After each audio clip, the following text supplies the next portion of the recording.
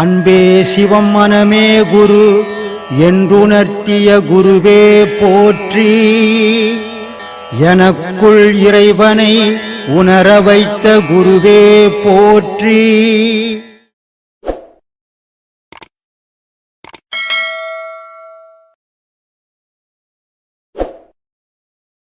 பிள்ளை பிறந்தோன்னே எல்லாம் படிப்பு, பாடம், கல்வி எல்லாம் சொத்து அதை எப்படி சம்பாதிக்கணும், என்ன பண்ணணும் எல்லாம் சொல்லித்தராங்க.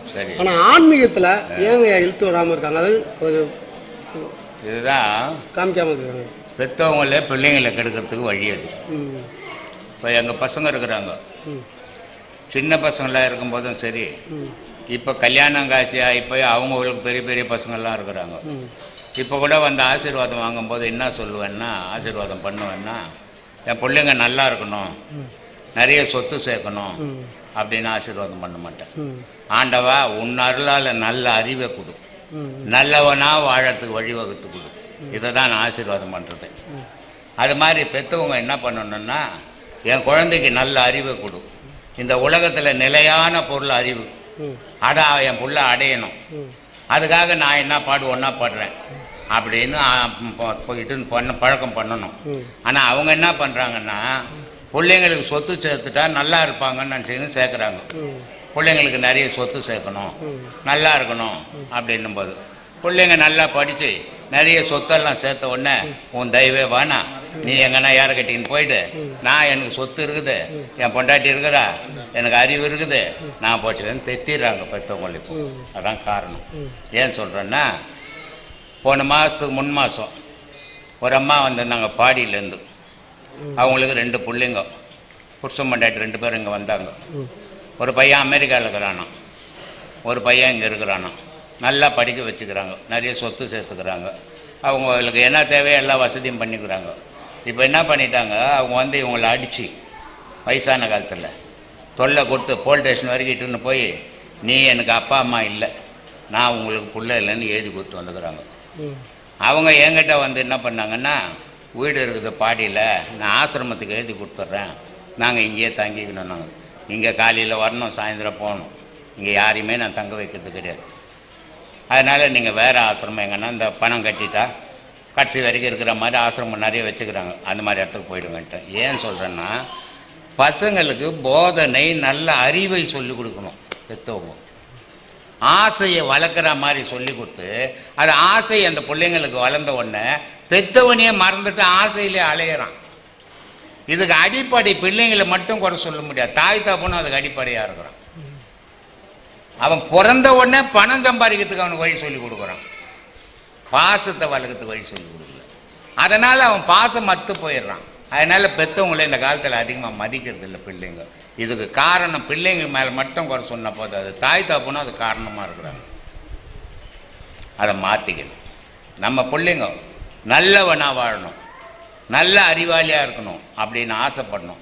நல்ல பணக்காரனாக இருக்கணும்னா பணம் வந்தோடனே எல்லாரையும் உதாசனப்படுத்திடுவாங்க இல்லையா? புருஷங்கையில் துட்டு வந்துச்சுன்னா பொண்டாட்டி அடங்கி ஒடுங்கி இருக்கிறான். பொண்டாட்டி போய் சம்பாரிச்சு புருஷங்கையில் துட்டு இல்லைன்னா நைனா படுவெல்லாம் துவைச்சு வைன்னு ஆஃபீஸ் போய் வர வரைக்குன்றாங்க. காரணம் என்ன? வருமானம் அவங்க கிட்ட இருக்குது. இவன் ஆம்பளைன்றது இழந்துட்டான், சும்மா ஒப்புக்கு சுற்றின்னு வரான். அது மாதிரி பசங்களுக்கு காசாசையை வளர்க்கக்கூடாது, அறிவை வளர்க்கணும். அறிவை வளர்த்தா பாசம் இருக்கும் இல்லையா? ஆசையை வளர்த்துட்டா பாசம் போயிடுது. அதனால் தாய் தப்பெல்லாம் இன்றைக்கி நிறைய அநாத ஆசிரமத்தில் விட்டுடுறாங்க. என்ன பண்ணுறது சொல்லுங்க. இது இந்த பக்தியில் அவங்கள எப்படி கொண்டு வர்றதுக்கு பக்தி? எது பக்தி? பக்தி ஆன்மீகத்தில் பக்தி குழந்தைங்களை கூட்டுன்னு போகிறான். நான் நல்லா படிக்கணும்னு சாமி கிட்ட வேண்டிக்கோ, நான் நல்லா வாழணும்னு சாமி கிட்ட வேண்டிக்கோ. அதான சொல்லி கொடுக்குற பக்தியில் சொல்லு. நான் தெளிவானவனாக இருக்கணும், நான் நல்ல அறிவாளியாக இருக்கணும், நான் நல்லவனாக இருக்கணும், நான் கும்பிட்றான் சொல்லு. பின்ன அப்புறம் அவன் எதை கும்பிட்டானோ அது கட்சிது அவனுக்கு. உங்களோட அறிவுரையை கொஞ்சம் கொஞ்சம் எடுத்து. என்னுடைய அறிவுரையெல்லாம் எவனும் கேட்க மாட்டான். சொல்ல வேண்டியது என் கடமை, கேட்காதான் அவன் இஷ்டம். நான் அறிவுரை சொல்லி இந்த உலகம் மாறுறதா இருந்தா எத்தனை மகான் வந்து எவ்வளோ சொன்னான், மாறாத உலகத்தை நானா மாற்றிட முடியும்? உங்களால் முடிஞ்ச ஒரு 2 பேர்த்த மாற்றலாம்ங்க. 2 பேர் இல்லை, லட்சக்கணக்கில் மாறிக்கிறாங்க. எனக்கு அவ்வளோ போனுங்க வருது. சாமி, மிருகம் மாதிரி வாழ்ந்துன்னு இருந்தேன், உங்களுடைய பேச்சை கேட்டு கேட்டு இன்னைக்கு மனுஷனாக வாழறேன் அப்படின்னு லட்சக்கணக்கில் பொண்ணு வருது இல்லையா? அது மாதிரி மாறி இருக்கிறாங்க. ஆனால் எல்லாரும் மாற்றிடுவாங்க, மாற்றிடலாம் அப்படின்லாம் நான் நினச்சேன்னா என்னோட முட்டாளி யாரும் இருக்க மாட்டான். ஏன்னா மனுஷன் எப்போ நல்லவன் ஆவான் தெரியுமா? எப்போ நல்லவன் ஆவான்? இறக்கும் தருவாயில் தானே நல்லவாங்க. இறக்கும் தருவாயில் சாகப்பட்டத்துல நான் இதெல்லாம் பண்ணிட்டேன், தப்பு பண்ணிட்டேன், இந்த மாதிரி நிறைய பேர் சொத்தை ஏமாத்திட்டேன், இதெல்லாம் பண்ணது தப்பு, சொந்த பந்தத்தை இழந்துட்டேன், அப்ப அந்த நேரத்துல நான் எல்லாத்தையும் உணர்ந்து இருக்கான். உணர்ந்துட்டானா அது உலகத்துக்கு என்ன உபயோகப்படுமா? படாதுங்க. அப்புறம் அவன் உணர்ந்தான்னா செத்தான்னா சொல்ல. எப்போ ஒரு மனிதன் நல்லவனா மாறுறான்னா அவன் வாழ்க்கையில நடந்து நடந்து நடந்து எப்பெல்லாம் தோல்விகள் அடைஞ்சானோ அப்போ நல்லவனா மாற ஆரம்பிக்கிறான். இவ்வளவு தோல்விக்கு காரணம் என்னுடைய ஆசையே. இந்த ஆசைகளை அடங்கி இருந்திருந்தேன்னா நான் நல்லவனாவே இருந்திருப்பேன். இந்த ஆசையால நான் கெட்டவனான, இனிமேல் இவ்வளோலையும் தோல்வி அடைஞ்சேன், இனி நான் நல்லவனா இருக்கணும் அப்படின்னு ஆசைப்படுவான். அரசியல்வாதிக்கிறான் தெரியுமா? அவன் வரும்போது கண்டதை புள்ளி விடுவான். 10 தேர்தலில் தோத்து போட்டான்னு வச்சுக்கோ, அப்போதான் அவன் யோசிப்பான், ஐயோ நம்ம இப்படி புழுவக்கூடாது, இனிமேல் நல்லவனாவே இருக்கணும்ன்ட்டு. அந்த மாதிரி மனுஷனுடைய வாழ்க்கையில் எப்போ ஒருத்தன் தோல்வி அடைகிறானோ அவனுக்கு அறிவு வளர்ச்சி வரும். எப்போ ஒருத்தன் உடனே வெற்றி அடைகிறானோ அவனுக்கு இருக்கிற அறிவும் மங்கி போயிடும். ஒருத்தன் அறிவாளி ஆக்குறத தோல்வி தான். சொல்லு ஐயா. இப்போ ஒரு ஆன்மா வந்து இப்போ இறக்க போகுது, அதாவது உடலை விட்டு பிரிய போகுது. சரி, அது அந்த அந்த ஆன்மா நம்மளோட உடம்பை விட்டு எந்த வழியாக பிரியும்? 9 நவதுவார வழியா பிரியும். அது எப்படி? ஒன்றும் புரியலைங்க, கொஞ்சம் விளக்கமாக சொல்லுங்க. 9 நவதுவாரம் இருக்குது இல்லையா? மெய், கண்ணு, மூக்கு, வாய், இப்படி இது 5 இருக்குது இல்லையா? ஆசனம், இப்படி 9 துவாரங்கள் இருக்குது நமக்கு. சரிங்க. இந்த 9 துவார வழியா அஞ்ஞானிகளுக்காக உயிர் பிரியும். ஞானிக்கு 3 இடத்துல உயிர் பிரியும். ஒன்று சுழுமுனையில் உயிர் போகும், இன்னொன்றுக்கு உச்சியில் போகும், இன்னொன்று பிடரியில் போகும் இல்லையா? அவனுக்கு ஞானிக்கு மட்டும்தான் இந்த இடத்துல உயிர் பிரியும். அஞ்ஞானிக்கெல்லாம் 9 துவார வழியாக தான் உயிர் பிரியும். ஓ, 9 துவாரத்துலயும் ஒரு மொத்தமா உயிர் பிரிஞ்சிடும். ஆமா, ஏதாவது ஒண்ணுல போயிடும். ஏதாவது ஒண்ணுல தான் போகும். சில பேர் உயிர் பம்பது பார்த்தா மோஷன் போயிட்டு இருக்கும். ஆமாங்கய்யா. சில பேர் உயிர் பம்பது பார்த்தா விந்து வெளியே போயிடும். ஆமா ஆமா ஆமாங்க. இல்லையா? அப்போ அது எந்தெந்த வழியா போச்சோ அந்தந்த வழியில அது செயலை காட்டிட்டு போயிடும். அதெல்லாம் அது போனதுக்கு அறிகுறி. ஆமா, சில பேருக்கு மூக்குல ரத்தம் வந்துடும். ஆமா ஆமா இல்லையா? இதெல்லாம் தெரிஞ்சு நான் என்ன கேட்டுனுக்கிறேன். இல்லைங்கய்யா, இதெல்லாம் தெரியும். ஆனா இதனாலதான் போச்சுன்னு தெரியாது இல்லைங்கய்யா. இந்த ஆன்மா வந்து இதுல போச்சு. அது போறது அம்மா வயிற்றுல இருந்து எப்படி ஒச்சுக்கின்னு இந்த பூலோகத்துக்கு வந்ததோ அதே மாதிரி இந்த உடல்ல இருந்து போகும்போது அது எந்த வழியா ஒச்சுக்கின்னு போதோ அந்த இடம்லாம் வழியெல்லாம் பாதிக்கும். சாமி, நாம கையில கிடைச்சது நம்மளுக்கு ஏழைகளுக்கு, நம்ம ஒரு ஆசிரமத்துக்கு நம்ம அன்னதானம் பண்றோம். நம்ம பண்றோம். ஆனா ஒரு கோயில்ல அன்னதானம் பண்ணும்போது நாம சாப்பிடும்போது நமக்கு அது சரி வராமல் போகுது. ஏன் சாமி? நாம சாப்பிடும் போது அது சரி வராமல் போகுது, நம்ம உடலுக்கு அது சரி வராமல் போகுது. நம்ம சாப்பிடலாமா வேண்டாமா? நம்ம அபியாசிகளாக இருக்கிறோம். இது ஒரு தடவைன்னா சரி, அது வேறு மாதிரியா போகும். 2-3 தடவை அப்படி அதே போல் நடந்தால் அது எப்படி சாமி? இந்த பக்கத்து ஊரில் செத்து போயிட்டான் ஒருத்தன், இல்லை ஒரு சொந்தக்காரன் செத்து போயிட்டான். அவன் வீட்டுக்கு போகிறோம். நான் இருக்கிறது ஒரு 500 கிலோமீட்டர் தள்ளி வந்துக்கிட்டு, சாவு கூட ஒரு 500 கிலோமீட்டர் தள்ளி வந்துட்டேன். இங்கே வந்துட்டேன். நைட்டு என்னால் போக முடியாது. எந்த ஒரு சாவு வீட்டில் தான் தங்கணும். இப்போ என்ன பண்ணுவாங்க, எல்லோரும் சேர்ந்து எதுவுமே பாடி எதுவுமே இறச்சிட்டு அடுத்த வேலை பசிக்கும். எத்தனை வீட்டுக்கு சேர்த்து எத்தனை பேர் செத்தாலும் என் வயிறு பசி தான் கேட்கும். அப்போ என்ன பண்ணுவான், பங்காளி முறைன்னு வந்து நான் தான் இதை சாப்பாடு வாங்கி போடணும். ஒரு கூட்டம் வந்து அங்கே நிற்கும். அவங்க சாப்பாடு வாங்கி போட்டுருவாங்க. ஆனால் சாப்பிட்றவங்க சாப்பிட்டு இருப்பாங்க. ஆனால் ஒரு சில குரூப் இருக்குது, அந்த குரூப்பை தீட்டு வீட்டில் நான் சாப்பிட மாட்டேன். சாப்பிட்டா என்ன பாவம், வாந்தி இதுன்னு பெரட்டி ஏற்றுறோம், எனக்கு உடம்பு முடியாத போயிடும். சரி, இப்போ அந்த வீட்டில் செத்துட்டாங்க, தீட்டு வீடு. நாளைக்கு இந்த வீட்லேயும் ஒருத்தன் சாவானே, அந்த வீட்டில் உன் வீடாக தானே இருக்கும். அப்போ அவன் செத்தா நீ சோறு சாப்பிடுவியா? சாப்பிட மாட்டியா? ஏன் ஊரில் செத்தா தான் தீட்டா? நம்ம ஊரில் யாரும் தீட்டா சாப்பிட மாட்டாங்களா? அதுக்கு பேர் தீட்டு கிடையாதா? அப்போ எங்கே தப்பு நடக்குது அப்படின்னா இவங்க வளர்ந்த விதம் அந்த மாதிரி.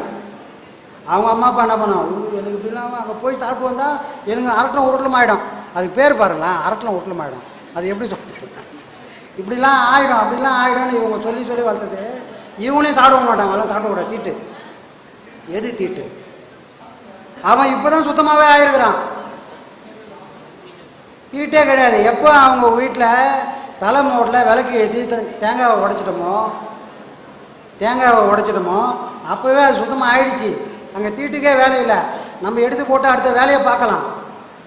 தீட்டு மனசில் இருக்குது. இந்த மனம் எதை நினைக்குதோ அதை இந்த உடம்பு வெளிப்படுத்தும்.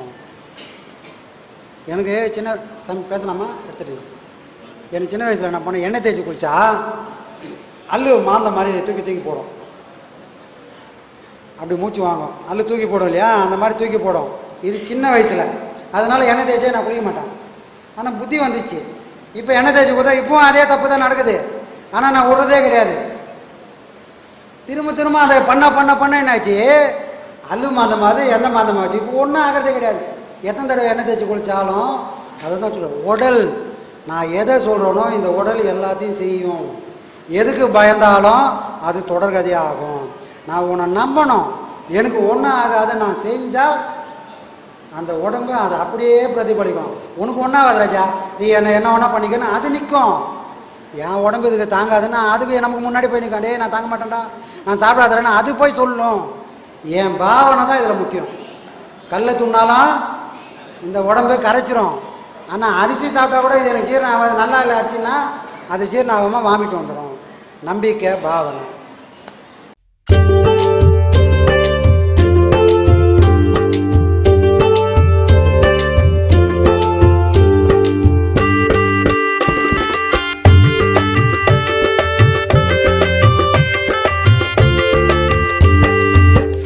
நம்ம நித்யானந்த சாமி சரணம் பாடு, சங்கடங்கள் தீர நம்ம சாமியத்தான் நாடு. சாமி நம்ம நித்யானந்த சாமி சரணம் பாடு, சங்கடங்கள் தீர நம்ம சாமியத்தான் நாடு. சண்முகனின் சந்நிதியே அவர் வசிக்கும் வீடு, சண்முகனின் சந்நிதியே அவர் வசிக்கும் வீடு. புன்னகைத்து அரவணைப்பார் சாமி பதம் நாடு. சாமி நம்ம நித்யானந்த சாமி சரணம் பாடு, சங்கடங்கள் தீர நம்ம சாமியத்தான் நாடு.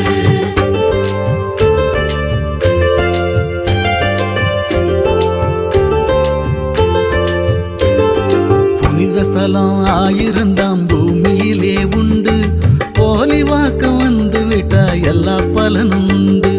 புனித ஸ்தலம் 1000 பூமியிலே உண்டு, போலி வாக்கம் வந்து விட்டா எல்லா பலனும் உண்டு. பிரம்மஸ்ரீயாம் நித்யானந்தர் திருமுகத்தை கண்டு, பிரம்மஸ்ரீயாம் நித்யானந்தர் திருமுகத்தை கண்டு தரிசித்து ஆசி பெற நடப்பதெல்லாம் நன்று. சாமி நம்ம நித்யானந்த சாமி சரணம் பாடு, சங்கடங்கள் தீர நம்ம சாமியத்தான் நாடு.